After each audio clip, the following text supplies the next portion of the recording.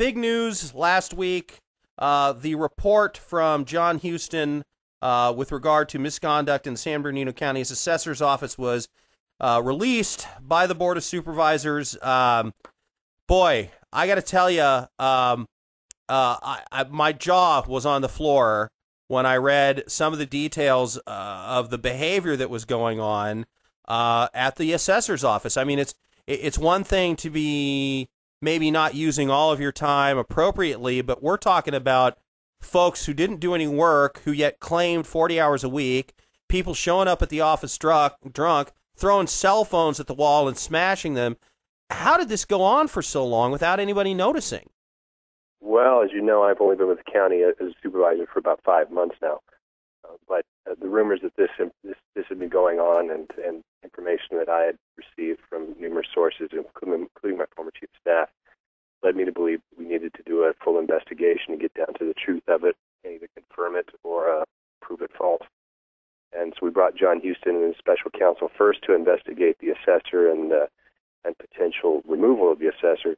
But then when the assessor resigned, we determined that we should continue the investigation, which was about halfway completed, and get down to the bottom of it. What was the reasoning when Postmus stepped down? Because when I was following this, when it was happening, it seemed like the reason that you brought in the investigator was to sort of train more firepower on Postmus so that he would step down so that the county wouldn't have to go through the wrenching process of removing him.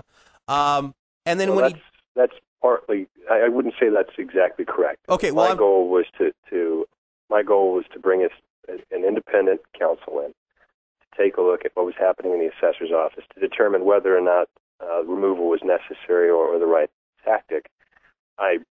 With the information that I'd received over a number of months from different sources, I was led to believe that there were serious issues in the office, many of which were covered, but I don't think anyone understood the extent of just how bad it was over there. Well, Supervisor Derry, that brings me to Jim Irwin. Is one of the folks that seems instrumental in this whole thing, and he was at one point your chief of staff, and then stepped down over a different issue. Correct. What was he telling you, or was he telling you anything about what was going on in the assessor's office? Well, yeah, you have to remember that Jim left the assessor's office right around the end of November, and he had quit and was offered a severance package and accepted it. But over the coming months in 2008, he told me about some of these issues and informed me of them, and he had previously talked to the DA's office about them and given that information to the DA's office, as well as testified before the grand jury. He didn't tell me exactly what he told the grand jury, but he was before the grand jury for many hours, by giving them the same information. So, could this have been acted on sooner? Probably. Most likely should have been. I can't explain why it wasn't. I can only state that when I got into office, I was determined to get to the bottom of it, find out what was happening, and get confirmation one way or the other, and move forward with the investigation, which we did, and the board agreed to. And I also, wanted to make sure the public knew what was happening, and pressed very hard for the Houston report, to be released.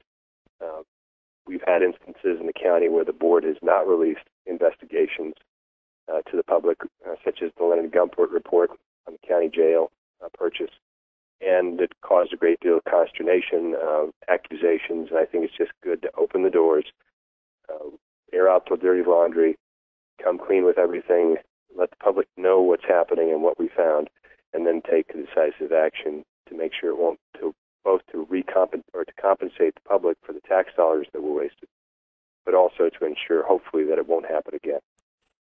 When you read the report, and I'm making an assumption there that you have read it. Yes. Was there anything in there that just shocked you? The extent of time card fraud that is alleged. There were people that never showed up for work that were getting a full paycheck. That seemed extremely egregious. It was. I think just the extent of the activities that were going on. It wasn't a surprise that some of these activities were going on. The allegations had been made prior, both in the newspapers and other places, but just to the extent and the breadth that they were occurring, I think was shocking to the